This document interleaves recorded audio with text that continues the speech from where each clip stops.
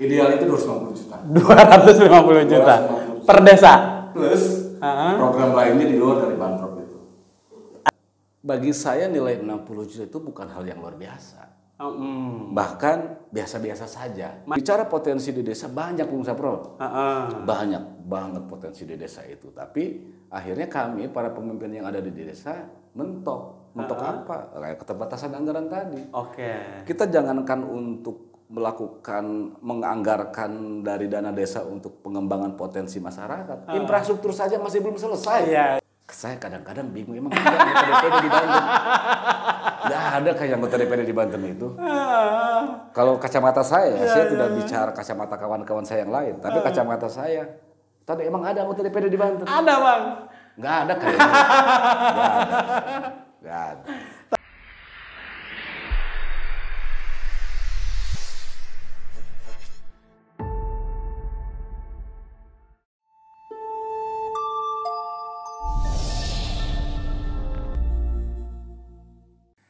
Assalamualaikum warahmatullahi wabarakatuh. Selamat datang kembali di Bagus Podcast. Kembali kita mengundang tokoh-tokoh muda inspirasi di Provinsi Banten. Di samping Saprol sudah hadir Sekjen Asosiasi Pemerintahan Desa Seluruh Indonesia Provinsi Banten, Sekjen Abdesi Provinsi Banten, Kang Rafiq Rahmat Taufik. Kita sapa dulu. Assalamualaikum Kang Rafiq. Waalaikumsalam Bung Saprol. Sehat Bung Saprol? Alhamdulillah. Makin gemuk kan ini habis lebaran Bang. Berkat makan daging banyak. Tiap hari sate terus kan. Subhanallah. Setahun sekali soalnya kan. Setahun sekali ya. Berkah ya. Berkah Ramadan. Berkah. Kalau sudah berkah puasa dan kita sudah H+10 Lebaran, kita tentu akan ngobrol hal-hal yang tentu saja membuat kabar baik buat para perangkat desa di seluruh Provinsi Banten. Ya. Kenapa kita undang Pak Sekjen Abdesi? Karena kita ingin mengetahui kondisi yang sebenarnya soal desa. Kang Rafiq, ya. ini kalau bicara soal desa saya selalu ingat Kang Rafiq waktu awal mau jadi kepala desa. Ya. Dengan tagline membangun desa, membangun Indonesia. Pak Jokowi itu bilang seperti itu. Pak Jokowi ya. Pak Jokowi. Nah, lalu setelah menjadi kepala desa, ya. apa begitu setelah hari pertama, 100 hari pertama lah setelah jadi kepala desa, apa pemaknaan Bang Rafiq terhadap desa di Banten? Yang pertama kaget, jelas. Karena kan ada perubahan otomatis, perubahan aktivitas lama ke baru. Ya.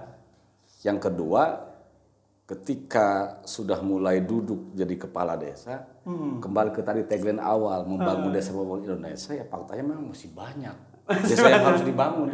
Banyak PR. Banyak PR.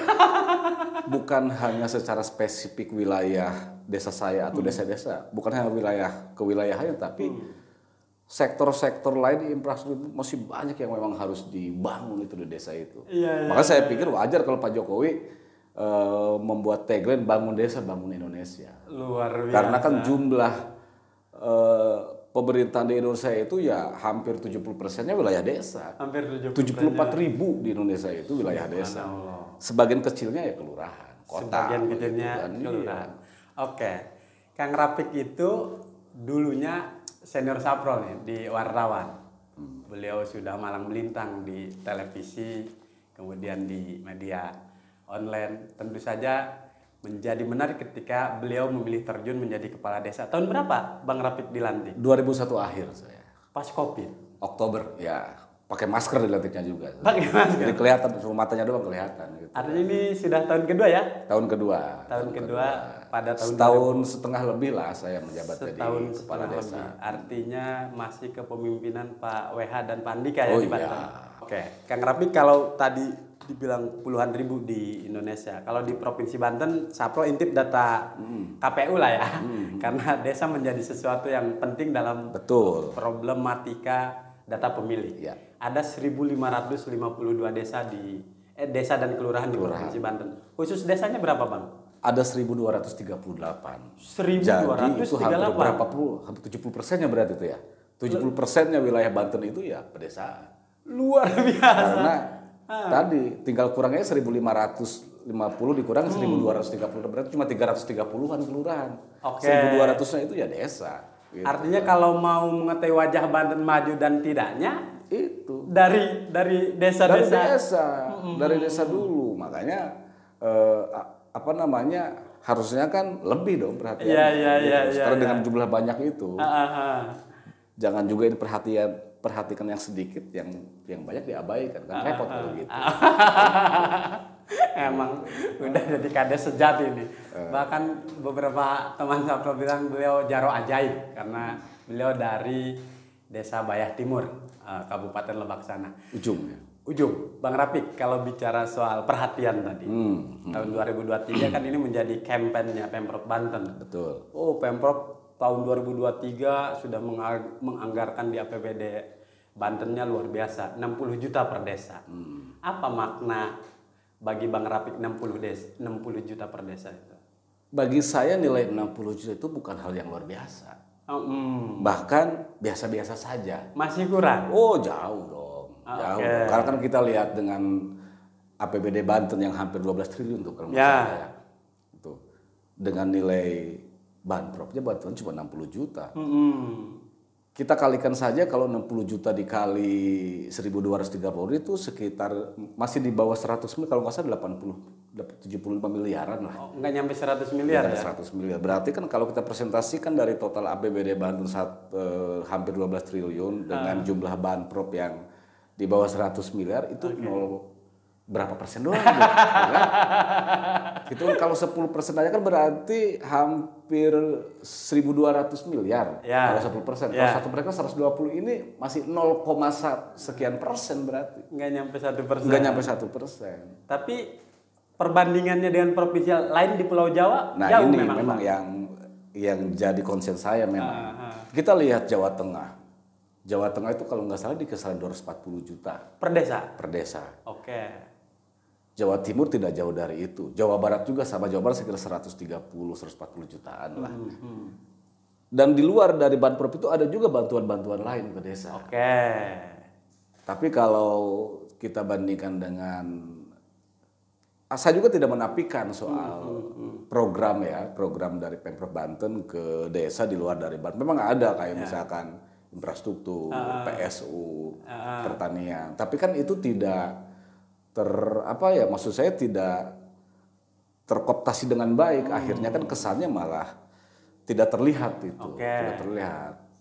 Kita bandingkan dengan provinsi-provinsi. Kayak misalkan di Jawa Timur, saya kemarin barusan dapat info Jawa Timur itu Pemprov Jawa Timur itu meluncurkan program klinik BUMDes.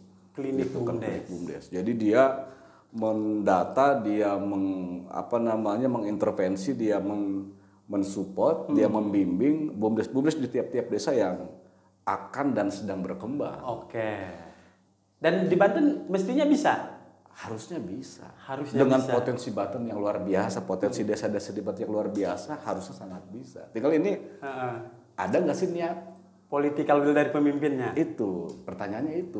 Tapi pas Saprol dan teman-teman wartawan kita konfirmasi ke Pemprov Banten, katanya kan juga ada dana desa, Bang Rafiq. Ya beda lah, beda kan. Di desa itu memang ada DD, ada ADD, ada Banprov, dan ada sumber pendapatan lainnya. Jangan juga menyamakan antara desa-desa yang ada di Banten dengan desa-desa yang ada di wilayah Jawa dan lain-lain. Di wilayah lain mungkin persoalan infrastruktur sudah selesai. Oke. Akhirnya dana desa kan bisa teralokasikan maksimal untuk BUMDes, untuk sektor peningkatan kreativitas masyarakat, UMKM dan lain-lain. Di kita, karena infrastruktur masih banyak yang rusak, buat ngebenerin jalan rusak aja masih kurang banyak. Ya kan? Gimana kita mau berpikir ngembangin potensi masyarakat sementara dana desanya terbatas. Makanya harapan kita, ayo dong Pemprov hadir di sini, gitu maksud kita. Untuk apa ya? Biar desa-desa di Banten semakin banyak yang maju dan mandiri tentunya. Oke. Tapi ini menarik. Begitu semangatnya Pemprov, kami sudah hampir 4 kali lipat katanya Banprop untuk desa. Tahun pertama Bang Rafiq dilantik jadi Kades Bayah Timur 15 juta dong. Sebenarnya kemunduran. Gimana? Karena pernah pencapaian tertinggi Banprop itu di zaman era gubernur sebelumnya, di zaman Bu Atut kalau nggak salah itu sekitar pernah di angka 70 juta. Jadi rekor 60 juta tahun ini masih kalah ya? Kata saya tadi bukan sesuatu hal yang hebat. Biasa-biasa saja. Jadi jangan juga Pemprov mengklaim, oh kita sudah berjuang untuk desa dengan meningkatkan nilai dari 15 ke 60. Jangan begitulah. Jangan Tetap begitu. kita justru inginnya lebih. Karena apa tadi bicara soal APBD itu. Dan political will Pemprov ke desa-desa itu soal supporting anggaran gitu kan. Nah, tadi menarik Bang Rapi, kalau bicara soal kebijakan di Pemprov Banten, kan juga ada lembaga DPRD Banten. Mestinya para wakil rakyat juga mendengar aspirasi Abdesi nih. Sudah dilakukan berbagai upaya belum nih? Memang kalau dulu sebelum saya aktif di kepala desa, aktif di organisasi Abdesi, memang kebanyakan nerima sih para kepala desa. Hanya berkeluh kesah di bawah tapi tanpa bisa membuat saluran keluh kesahnya nyampe ke atas seperti apa. Tapi ketika saya jadi kepala desa, apalagi di posisi saya sekarang sebagai Sekjen Abdesi Banten, wah saya jangan tinggal diam. Bahaya ini kalau tinggal diam ini. Karena apa? Yang pertama saya salurannya tahu gitu. Untuk menyampaikan harapan para kepala desa harus seperti apa tahapannya, jalurnya kemana, kan saya tahu. Ketika saya tahu dan bodoh kalau saya diam. Bodoh banget. Bodoh kalau Pak Kades diem. Oh iya diem, makanya harus bergerak loh. Harus bergerak. Makanya saya sering sampaikan kepada kepala desa, ayo kita kompak. Karena faktanya kita kuat. Oh kita pemimpin, kita punya basis massa jutaan. Dari total 11 juta kalau nggak salah masyarakat Banten ini ya, 11 juta lebih ya. 7 jutanya itu masyarakat wilayah pedesaan. Hidup anak desa. Hidup anak desa. Gitu. Bayangkan loh, 7 juta. 7 juta sekian itu masyarakat yang tinggal di wilayah pedesaan. Sisanya kan berarti wilayah perkotaan. Tapi kenapa kami malah seolah kalau menurut kami sih ya kurang perhatian itu kayak anak tiri, bahkan anak pungut gitu. Menarik nih, sangat bagus. Saprol juga anak desa, sama dari Kabupaten Lebak, cuma nggak selatan banget. Merasakan betul infrastruktur di pedesaan. Cuma ini yang menarik. Kalau berbicara tadi 7 jutanya ada di desa warga Banten, artinya mayoritasnya tinggal di pedesaan. Itu jumlahnya dibandingkan DPT pemilu 2019 itu 8 juta pemilih di Banten. Berarti wilayah pedesaan banyak ya kan? Luar biasa. Mestinya tahun politik ini ada kabar bagus buat para perangkat desa. Tapi, nah ini memang ini miris memang. Jadi di tahun politiknya kebanyakan masyarakat desa jadi komoditas politik para oknum-oknum politisi sebenarnya. Jadi ya, tapi memang dulu mungkin kami pasrah ya. Tapi sekarang saya selalu menyampaikan ke kawan kita jangan pasrah. Karena tadi kita punya kekuatan yang luar biasa. Kita harus kompak begitu. Per tahun ini masa jabatan kepala desa masih berapa tahun? Masih 6 tahun. Masih 6 tahun ya? Jangan nambah, itu udah panjang. Itu udah panjang banget. Saprol nggak bisa mancing ke isu soal penambahan jabatan kepala desa. Tapi menarik Bang Rapi, kalau bicara soal desa, itu yang selalu menjadi menarik ketika mau pemilu. Dari pemilu ke pemilu, para wakil rakyat, para pemimpin makin rajin datang ke pelosok-pelosok desa. Yang menjadi persoalan kita adalah ketika mudik kemarin, ternyata banyak sekali warga Banten yang merantau. Apa memang tidak ini cukup? Persoalan. Nah, ini nih yang apa persoalannya nih Bang? Ini kan persoalan klasik dari tahun ke tahun. Ketika habis Lebaran, pasti di berita baik media mainstream atau media lainnya ramai. Contoh Jakarta misalkan, terjadi lonjakan kedatangan warga baru ke Jakarta yang notabene kan mau cari kerja, ya kan gitu. Ke Banten juga mungkin sama, setelah Lebaran pasti banyak juga orang yang datang ke wilayah. Karena harusnya itu jadi PR oleh pemerintah. Kenapa hal itu bisa terjadi? Dan ini kan sudah bertahun-tahun ke belakang dan kalau saya lihat kan ya tidak ada penanganan yang terlalu serius. Padahal itu harusnya jadi persoalan serius yang harus dipecahkan solusinya oleh pemerintah. Dan ujung tombaknya kepala desa. Ujung tombaknya kepala desa. Makanya berbicara potensi di desa banyak Bung Saprol. Banyak banget potensi di desa itu. Tapi akhirnya kami para pemimpin yang ada di desa mentok apa? Kayak keterbatasan anggaran tadi. Kita jangankan untuk menganggarkan dari dana desa untuk pengembangan potensi masyarakat. Infrastruktur saja masih belum selesai. Iya. Coba. Ya kan? Sabrang sepakat. Infrastruktur di pedesaan. Mudah-mudahan Pak Menteri Kemendes ini mendapatkan masukan dari Abdesi, terutama dari Abdesi Banten. Kang Rafiq, ada juga yang menarik berikutnya. Kalau bicara soal berita nih. Kalau yang jelek-jelek itu pasti terjadinya di desa yang ada di Banten. Ya. Tapi kalau yang berkaitan dengan desa berprestasi, kepala desa terbaik, itu nggak dari Provinsi Banten. Dari luar bahkan. Dari luar. Apa yang kurang pemerintah kabupaten kota, kabupaten, dan pemerintah provinsi? Mestinya kan kita punya, karena kalau lihat sejarahnya, kalau Pilkades Kabupaten Lebak, Pandeglang, Kabupaten Serang, Kabupaten Tangerang, banyak ternyata kepala desanya anak-anak muda nih Bang, kayak Bang Rafiq ini. Memang tren sekarang beda dengan tren dulu. Dulu itu kepala desa itu yang tua, yang kolot, tokoh besar. Banyak tanahnya. Gitu, kan banyak tanahnya. Sekarang ini mulai berubah, banyak kepala desa yang muda-muda. Nah, terus tadi kaitan soal desa, kemajuan yang ada di desa ya. Banten ini dari 1238 jumlah desa. Bayangkan Bung Sapro, dari data real itu cuma 10 desa yang dikategorikan desa mandiri. Hanya 10? Hanya 10, dari 1238. Bayangkan, dan 10 juga itu belum jelas juga indikator mandirinya seperti apa. Gitu kan. Nah ini kan sebuah persoalan yang kayak tadi butuh political will dari pemerintah provinsi untuk bagaimana caranya ke depan bisa mendongkrak jumlah desa mandiri yang ada di Banten. Karena kalau bicara potensi, apa yang nggak ada di desa itu? Semua ada. Semua ada, gitu kan. Bahkan sekarang tren pembangunan, tren industri kan sudah mulai bergeser ke desa sekarang. Ya. Dulu mungkin masyarakat desa itu dicap sebagai masyarakat kampungan. Orang kampung katanya. Orang desa, orang kampung, orang desa. Itu dulu. Tapi kan sekarang sudah sejajar Bung Saprol, bahkan lebih. Banyak masyarakat desa yang memiliki potensi yang lebih dari masyarakat perkotaan.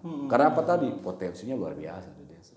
Potensinya luar biasa. Begitu. Tadi menarik, dari 1.200 lebih hanya 10 desa yang masuk kategori mandiri. Ya. Artinya 1.200-nya itu tidak mandiri. Ini karena sistemnya atau karena memang ada beberapa persoalan. Memang ada beberapa indikator IDM ya, yang indeks desa pembangunan itu ada yang sangat tertinggal, berkembang, maju, dan mandiri. Itu indikatornya ada 5 kalau nggak salah. Nah,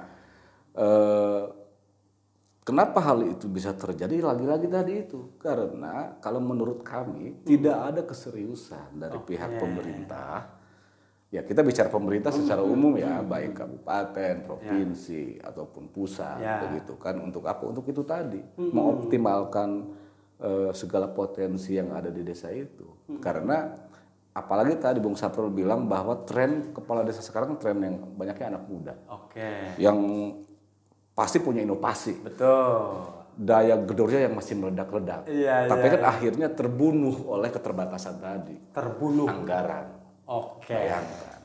Tapi menarik di 2 pertanyaan terakhir Bang Rafiq. Kalau kemudian persoalan desa kita selalu menuntut agar Pemprov, Pemkab memberikan perhatian lebih.